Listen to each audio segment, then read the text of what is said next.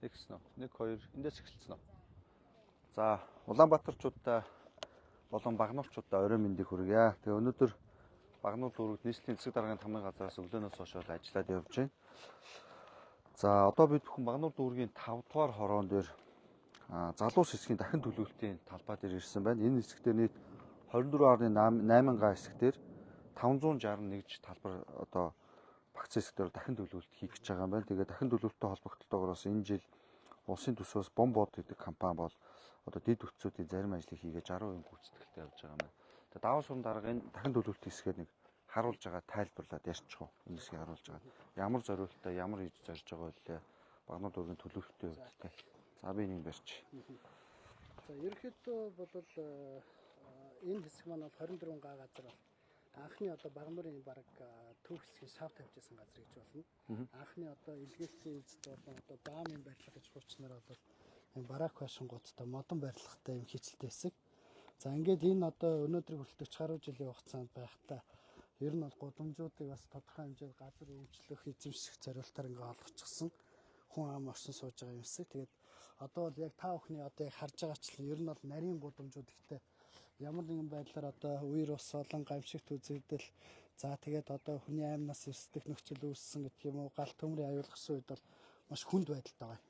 Тэгэхээр энэ хэсгийг ер нь бол улсын төсөв болон за дүүрэг нийслэлтэйгээ хамтраад энэ хэсгээр дахин төлөлтийн асуудлыг бас хийхгүй болохгүй. Тэгэхээр энэ дээр бол нэг 500 орчим нэгж талбар газар байгаа. Айл өрх болон аж ахуй нэгжин. Тэгэхээр эдгээр хүмүүстэй одоо зөвшөлдсөх буюу газрын дахин үнэлгээ их асуудал бол нэгдүгээрт байгаа.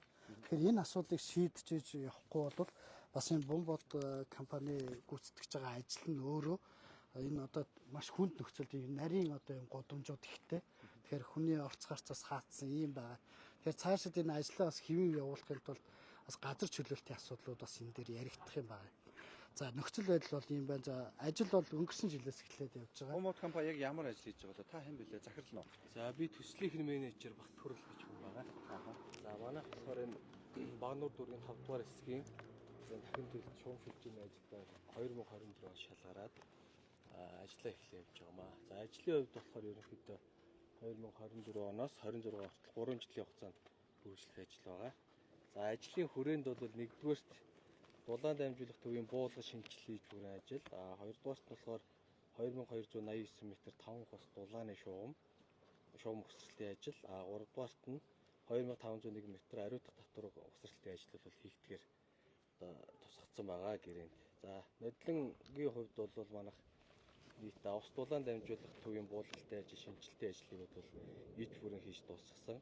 Дулааны шугам ухсралтын ажлаас нийт 2289 м дулааны шугам ухсралтын ажил хийхээс нийт 1000 м орчим дулаан шугам ухсралтын ажил хийгдээд явж байгаа маа.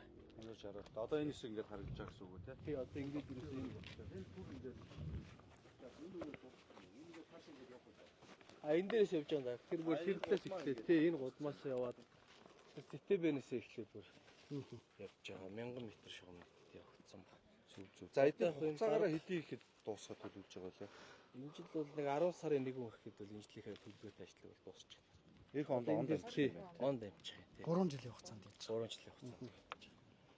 Одоо үндсэн гол тараас шугамуд бол хийгээд дуусчих. Одоо салбар шугамуд хийхдээ газар чөлөөлтийн асуудлууд ер нь яригддаг. Газар чөлөөлөлт сайн нөгөө шалгарсан үнэлгээ их компани 5 сарын 30-наас хойш гэрээ хийсэн гэдэг төсвийн тухай хуулиар санхүүжилсэн татагдчихад ингээд асуудал байна. Бас яг Улаанбаатарчуудаа иргэдээгээд хэлэхэд манай төсвийн эмнэлтийн тухай хуулиар бас зарим болохгүй байгаа асуудлууд байгаа тийм. Амьдралтайгаа цаг үетэйгээ нийцэхгүй. 5 сарын зарим одоо технологи ажлууд цаг үе дулааны ажил бусад инженерийн дэд үтцээс хамаарат 5 сарын 30-наас хойш гэрээ хийгдэж байгаа үнэхээр тийм шаардлагатай ажлууд байна. Гэвч одоо төсвийн эмнэлтийн тухай хуулиар 5 сарын 30-наас хойш хийгдэж ажлуудыг бол хөрөнгө оруулалтыг нь бол гаргахгүй гэдэг хуулийн дагуу зарим ажлууд эхэлж чадахгүй ингээд улсын хэмжээнд нэлээд олон ажил уягдж байгаа ажлууд бас байгаа тийм. Тэгээ энэ хэсгээр ингээд дахин төлөвлөлт хийгдсэн гэсэн үг үү? Асуулаа биш яваа. Бороо болохоос өмнө ерхий юмудаа бадаа дуусчих гэдэг. Одоо бол үндсэндээ бол яг хуу энэ автозамаар энэ хүрээлэгдсэн энэ 24 га газар дээр за зарим барилга байгууламжууд бол үнэлгээ хийхдэггүйгээр байнгын байхаар за бас иргэд нь бас өөрснөө ямар хүсэлтүүд тавьж байна гэдгийг нь үнэлээд хамгийн гол нь газрыг нэг талбараар үнэлэх гэсэн зүйл байгаа. Одоо иргэд бол янз бүрээр өөрийгөө газрыг үнэлнэ шүү дээ. Тэгэхээр энэ бас мэдээж тодорхой хэмжээнд үндэслэлтэй зах зээлийн үн ханш одоо энэ зүйлүүдтэй байна. Дээр нь байгаа хөрөнгө, үйл хөдлөх хөрөнгө юм уу бусад зүйлүүдийн үнэлэх асуудал нэгдүгээр тулгамдаад байна. Хэрвээ энэ тодорхой болчих юм бол бид нар дараа нь тий сонсох ажиллагаа явуулаад иргэдтэйгээ зөвшөлдсөх, газрыг чөлөөлөх асуудлуудыг ярих боломжтой болж байгаа юм л да. Тэгэхээр энэ нь бол яалтчгүй тулгамдсан асуудал болоод. Энэ хэсэг чинь та түрүү хэлжсэн Багнуур дүүргийн одоо анх үүсгэж ирсэн төв хэсэг юм байна шүү дээ Тий. тий. За энэ дээр бол 24.8 га дээр ингээд хэлж байна. За өнөөдөр даваас уран дарагтайгаа өглөөнөөс хойш нийслэлийн одоо хөрөнгө оруулалтын газар хот байгуулалтын газар, газрын албад, харийн агентлагуудтай хамт өглөөнөөс хойш ажиллаа. 6-7 төсвийн байршлууд дээр ажилладаг. Нийслэлийн төсвийн хөрөнгө оруулалтаар бол 16 төсвөр нийт 10.2 тэрбум төгрөг өсөх төлбөр бол 60% гүйцэтгэлтэй явж байна. За улсын хэмжээнд бол хамгийн том нь ариутгах татварын ажил, тойрог 4% авах замын ажил 14.4 билетийн ажил бол үргэлжлээд явж байгаа юм байна. Тий. Энэ жил ихэлсэн ажиллагаа. Сая батарей станцын хажуугаар гарлаа. Манай батарей станцын ажил бол нэлээд чигдэрсэн явж байна. За Багнуур дүүргийн өвчлөлийн бэлтгэл 73%-тай. За Багнуурын дулааны цахилгаан станцын 12 тэрбумаар одоо технологийн ажил хийх байсан боловч 1.2 тэрбумаар хийсэн. Цалингаа тавьж чадхааргүй хэмжээнд бас хүндэрсэн байгаа юм байна. Хам сүрэн инженерт бол ярилцлаа. Эх жилиг энийг аль болох болж өгвөл энэ дулаан цахилгаан хоссон байдлаар төр үеийнхэн түншлэлээр станцыг шийдвэл хувийн эшлүүд орж хийх боломжтой юм байна гэж бас ойлголоо. Төр үеийн түншлэлийн тухай хууль Улаанбаатар хотыг агарын бохирдлыг бууж гэр хорооллыг орон сууцуулах тухай хуулиар бол зарим төслүүдийг шалгуултуудыг хийгээж даваас уран дарагтайгаа 26 оны хөгжлийн төлөвлөгөөнд оруулж үйл ажиллагааны төлөвлөгөөнд оруулж игээр бас нэлээд олон юм ярилцлаа. Төрөүний нийслэлийн хөрөнгө оруулалтаар хийж байгаа 8 том аврын автобусны гаражийг ажлыг бол энэ жил үргэлжлүүлээд дуусгая. Ажил бол одоо айгүй гүйтгэх сайтай явж байна. Энэ өглөөс өмнө дуусгаж ийж Улаанбаатар Багнуур хоорондын нийтийн тээвэр гаражтай болох юм байна гэдэг асуудалтай. Багнуур дүүрэгт маань бас нийтийн тээвэр хэрэглэх иргэдийн тоо өсөж байна. Нийтийн тээврийн хүртээмж бас сайжирсан байна. Төв аймгийн одоо зарим сумдууд бол нийтийн тээвэр явуулъя гэдэг юм төлөвлөгөөтэй байгаа юм байна тий. Сумын язар дарга энэ дээр нэг базаад өнөөдөр ажлуудыг базаад яриул. Даваа сандар. Тэгэхээр бас саяны таних ярьсан дээр бол нэмж хэлэхэд бол бид нар эрүүл мэндийн тусламж үйлчилгээний чанар хүртээмж тэр дундаас тоглох орчинд үйлчлэх. За мэдээж бас ариун цэвэр халдвар хамгааллын асуудал.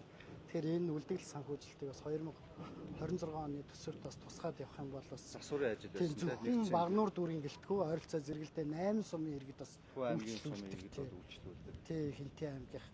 За түүнээс гадна одоо түрүүний ярьлаа энэ залуус хэсэг болон мандал титэм хотхны одоо инженерийн шугамыг улсад хүлээж авах асуудал байгаа. Тэгэхээр энэ дээр бас нэг тодорхой хэмжээнд шийдэл хүрэх зайлшгүй шаардлагатай байгаа. Тэгээ энэ дээр ямартаас очоо ярилцъя гэдгийг бас шийдлээ. Тэгээ ер нь бол өнөөдрийн бас ажлууд дээр бол нэлээд бас ахис дэвсэл гарсан. За нөгөө талаас сая бас Японы талаас хөрөнгө оруулалт, за төсөл хэрэгжүүлэх боломжтой засгийн газрын хооронд бас ярилцсан зүйл байна. Тэгэхээр нь ус төрөгчийн одоо үйлдвэр болон сэргээгдэгч хүчний энэ станцыг барьж байгуулах асуудлаас эхний ээлжинд бол амжилттай явж байгаа гэж бодож байна. Одоо тэгээ шийдвэр гаргах хүчтэй хийгээд бол маш одоо Багнуурын гэлтгүү одоо Монгол улсын эрчим хүчний салбарт бол том ахиц дэвшил гарна гэж үзэж байна. Тэгээд энэ хэсгийн одоо төлөвлөлт бол яалтчгүй бид нар дахин төлөвлөхөөс өөр арга байхгүй. Та бас газар дээр нөхцөл байдалтай танилцлаа. Тэгэхээр энийг одоо бид нар илүү орчин үеийн одоо тоглох хот болох ийм хэсэг байна. Улаанбаатар улсын хэмжээнд бас ганц байгаа зоноос буюу амтны өвчин төвтэй. Тийм хүн тийм гоцаалдвар төвчнээс судалтай. Түүхэд одоо ингээ хуучирсан юм байт юм байна. Тийм. Энэ их бол яг дахин төлөвлөлтөд шинжлэх шаардлагатай юм байна. Тийм. Уржигдрын борооноор бас зам байрлуудаар ус тогтцоо харагдажээ. Тэгээд бас энэ даваа сун дарагдаа ихэд энэ Багнуур гээд нэрний талаар нэг та түрүүний гоё түүх ярьжсэн. Улаанбаатарчуудаа Багнуурчуудаа зориулаад бас сүүлийн залуучууд бас мэдэх байгаа. Миний хувьд бас сонирхолтой байлаа. Та нэг ягаад Багнуур гэж болсон. Яг 1975 онд анхны Орос Монголын одоо хайгуулын хамтарсан экспедиц яг энэ Чойр нялгын тал буюу нүүрэнтэй энэ талд нүүрсний ордыг илрүүлэх явцтай. За эндээс нүүрсний бас тодорхой дээж илрээд түүний нь одоо энийг нөгөө газрын хэрхэн тэмдэглэх вэ? Нэр томьёо тусгах уу гэдэг асуудал яригдсан. Тэгээ манай яг тэр хэсэгт нь баг гүний нуур гэдэг хоёр их болон баг гүний нуур гэж байдаг. Тэрний яг баг гүний нуур ашигтай хэсэгт нь тэгээд тухайн үе одоо Багнуурт одоо ч гэсэн байгаа. Манай Жавин дэржгээд бас тухайн үе маркшэдэр инженер Оросын экспедиц хайгуулд ажиллаж исэн. Тэр хүн гүний гэдэг үгийг нь орчуулж чадахгүй гүн гэдэг үгийг. Тийм учраас зүгээр Малай озеро буюу баг нуур гэд хэлсэн. Тэгээд энэ нэршил нь өөрөө одоо болтол явж байгаа. Тэгээ өнөөдрийн Багнуур гэж. Тийм өнөөдрийн Багнуур. Хөндийг нь ямар хөндий? Энэ хуучин бол нүүрэнтэй хөндий гэж. Нүүрэнтэй хөндий. Төв аймгийн Баяндлгэр сумын нутаг байж байгаад нүүрэнтэй хөндий гэдэг. Тий. 78 оноос чинь налаахын бас хороо болсон юм. Нүүрсд хороо гэж. Тэгээд 80 оноос ардын хурлын тэргүүлэгчдийн зарилгаар одоо тухайн энэ Цэдэн балдаргын гарын үсгтэйгээр Багнуурын Арион гэдгийг байгуулсан. Багнуурын Арион. Тэгээд 75 онд анх ингэсэн. Тэгээ 92 онд нуур байсныг Багнуур дүүр үүний нутгаа тэгээд баг нуур гэж хэлсэн байж. Тэгж явсан. За их сонирхолтой түүх байлаа. Тэгээд энэ үргээд ингээд өнөөдрийнхэн лайв өндөрлөе гэж бодож байна тийм ээ. Тэгээ. За баярлалаа.